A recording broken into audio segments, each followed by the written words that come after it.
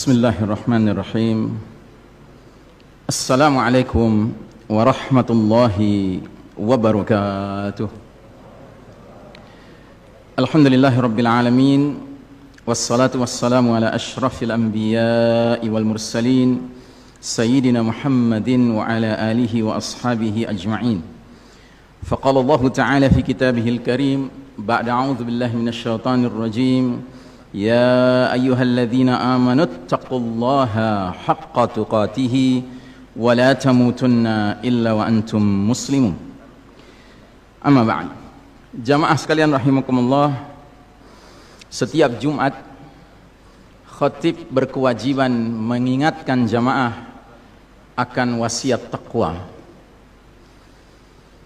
Dan alhamdulillah kita berada di syahrut taqwa, di bulan ketakwaan.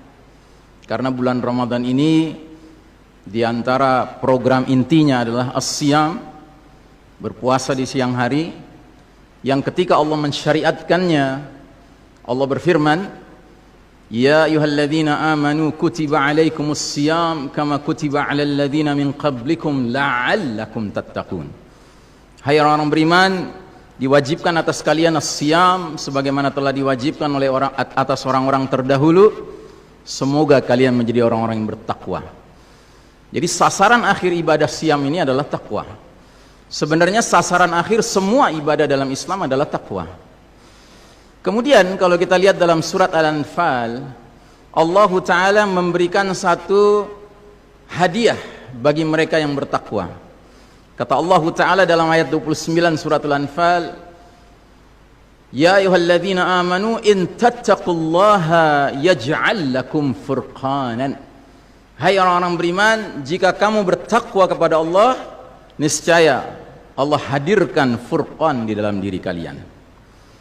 Dan kita tahu bulan Ramadan juga disebut Syahrul Quran, sebuah bulan yang awal mula Al-Quran turun dengan 3 maksud. Hudal linnasi wa bayyinatin minal huda wal furqan. Jadi kata furqan ketemu lagi di sini.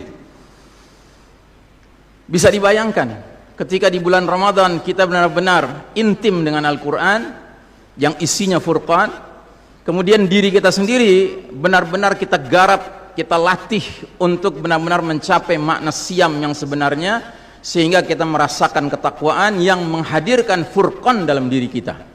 Ketika furqan dalam diri kita dengan furqan dalam Al-Quran ketemu, dahsyat sekali. Lahirlah manusia-manusia yang mampu membedakan hak wal batil, mampu membedakan baik dan buruk, mampu membedakan mana yang benar, mana yang salah, dan mampu membedakan mana sunnah Nabi Muhammad SAW dan mana yang bid'ah.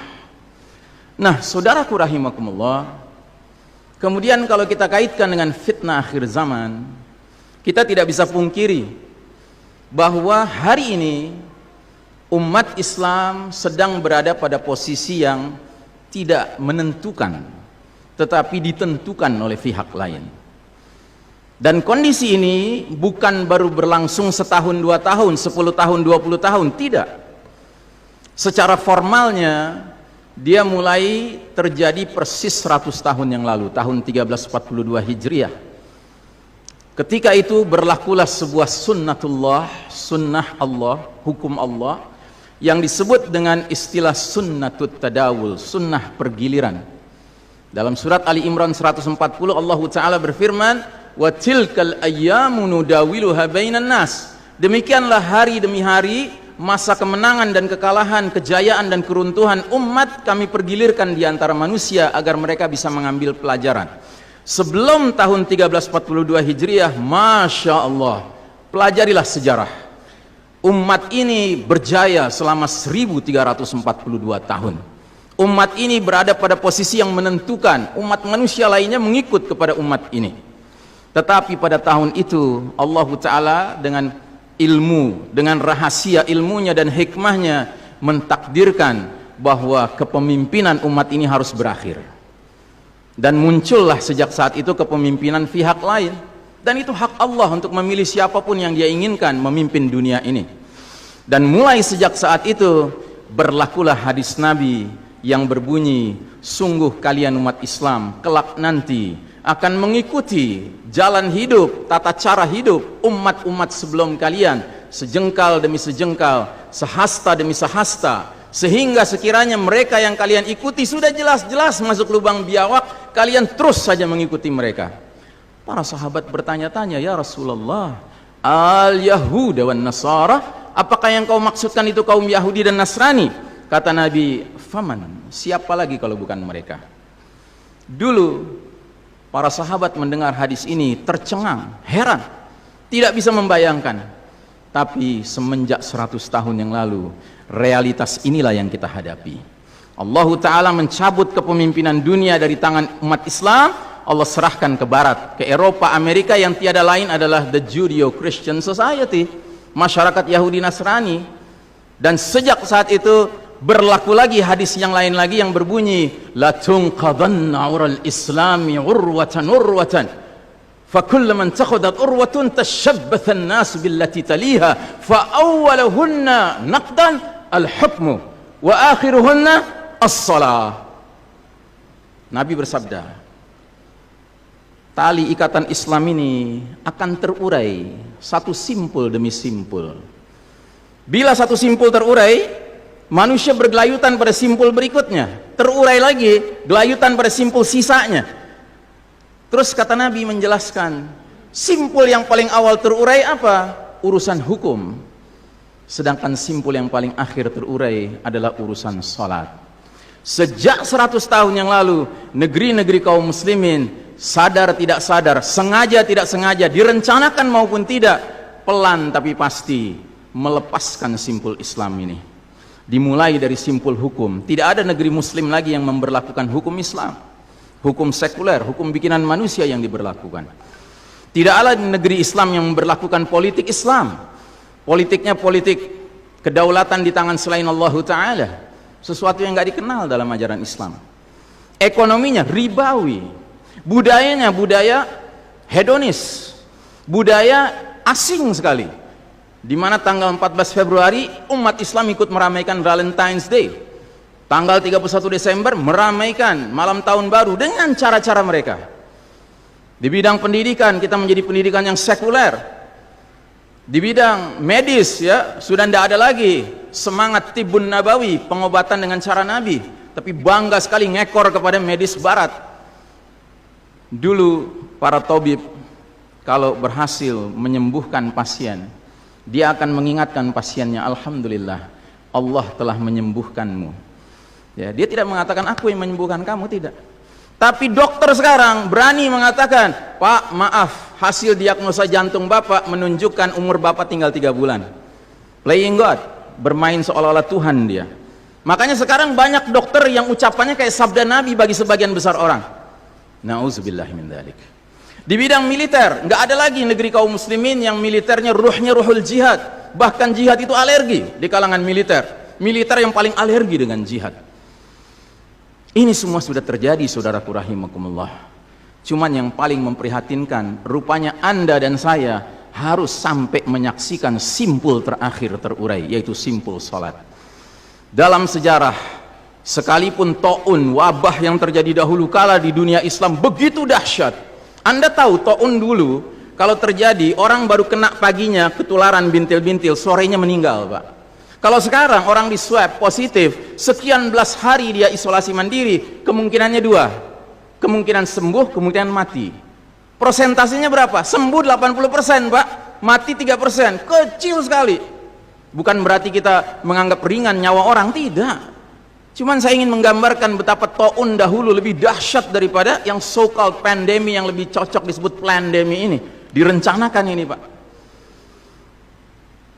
Yang karenanya kalau kita lihat sejarah, sekalipun dahsyat taunnya dahulu kala, nggak ada cerita Pak sholat berjamaah berubah tata cara pelaksanaannya, nggak ada. Kenapa kita harus berubah? Dan saudaraku rahimakumullah, kami cuma mengingatkan beberapa pesan dari Nabi SAW tentang sholat ini. Yang pertama, Nabi mengatakan sallu kama ra'aitumuni usolli. Sholatlah kalian sebagaimana kalian melihat aku sholat. Ini sudah kata mati, Pak. Ini kunci, Pak. Kunci ini. Makanya para ulama fikih memutuskan al-aslu fil ibadatu al-hadhar, ya. Hukum asalnya ibadah ritual seremonial termasuk sholat adalah haram, Pak. Nggak boleh dikerjakan sembarangan, nggak boleh. Apalagi setelah dia ada aturannya, terus kita berkreativitas menyangka itu lebih baik untuk keselamatan dunia kita, sementara kita tidak peduli dengan keselamatan akhirat kita. Nabi Muhammad SAW menyatakan, hari berbangkit nanti aku akan menunggu umatku di depan telagaku. Aku akan bisa membedakan siapa umatku, siapa yang bukan. Umatku adalah mereka yang wajahnya, tangannya, kakinya bercahaya bekas wudhu. Tapi ketahuilah, ada sejumlah orang wajahnya bercahaya, tangannya bercahaya, kakinya bercahaya. Aku panggil mereka, halumma, halumma, tapi dihalau sama malaikat, tidak boleh mendekat. Aku panggil lagi, halumma, halumma, tapi dihalau sama malaikat. Akhirnya malaikat menjelaskan, ya Muhammad, mereka telah merubah ajaranmu setelah engkau wafat. Kata Nabi selanjutnya, sohkan, menjauhlah. Nabi nggak mau dekat dengan orang yang berani-beraninya merubah tata cara ajarannya. Dan ajarannya yang paling pokok apa? Tauhid. Setelah tauhid apa? Salat. Dan ingat, salat adalah amal yang paling pertama yang akan diperiksa oleh Allah Ta'ala bagi setiap hambanya. Dan saudaraku rahimakumullah, untuk menutup, saya ingin menyampaikan dua hadis lagi. Satu hadis dari Nabi, la tadaru furujatin lisyaitan. Jangan kalian biarkan celah-celah itu untuk syaitan. Ini Nabi Muhammad SAW yang berbicara, bukan Iksan Tanjung. Kalau Iksan Tanjung yang berbicara, Anda boleh tolak, Pak. Ini Nabi Muhammad SAW yang berbicara. Yang kita baca salawatnya dengan harapan mendapatkan syafaatnya. Dengan harapan boleh meminum air dari telaganya. Jadi kata Nabi apa? Jangan biarkan celah-celah itu menjadi tempatnya syaitan.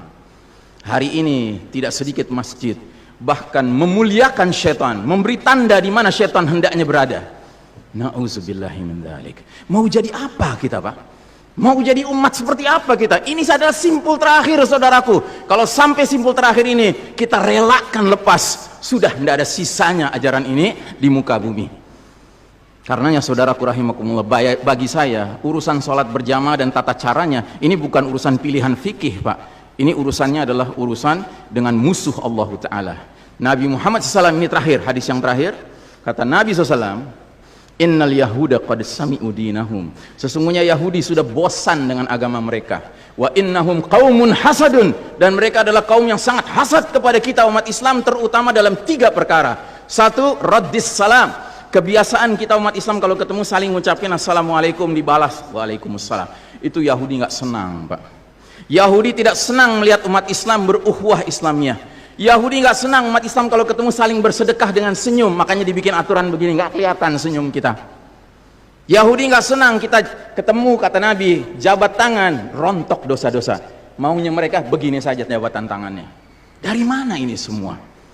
Yang kedua, mereka hasad sama kita dalam urusan apa? Iqamatis sufuf, dalam tata cara kita menegakkan saf kita. Ingat, Pak, saf dikatakan tegak syaratnya 2. 1 lurus, 2 rapat. Bukan hanya lurus tapi renggang-renggang, atau rapat tapi meliuk-liuk. Tidak, harus dua-duanya lengkap. Sehingga Nabi sampai bertanya, kenapa kalian gak bersaf seperti malaikat di hadapan Allah? Para sahabat bingung, bertanya, bagaimana malaikat? Kata Nabi, mereka mendahulukan saf awal dan mereka saling rapat satu sama lainnya. Jadi Nabi itu bangga kalau umat Islam sholatnya seperti para malaikat di hadapan Allah Ta'ala. Harusnya itu menjadi kebanggaan kita juga. Dan harusnya kita tersinggung kalau ada pihak yang berusaha untuk mengacak-acaknya. Dan yang terakhir, yang ketiga, Yahudi itu hasad sama kita dalam urusan apa? Dalam urusan umat Islam di belakang imam sholat wajibnya mengucapkan amin. Makin keras suara amin itu, makin geram mereka. Karenanya mereka bikin aturan, sempat 2 bulan masjid ditutup sama sekali, nggak terdengar suara amin dari jamaah karena nggak ada yang boleh ke masjid. Tapi sekarang setelah dibolehkan, masjid yang bisa muat 2000 orang, cukup 500 orang, cukup 700 orang. Supaya apa? Sekurang-kurangnya aminnya bisa berkurang. Maka sekarang pertanyaan besarnya adalah, untuk siapa kita sholat?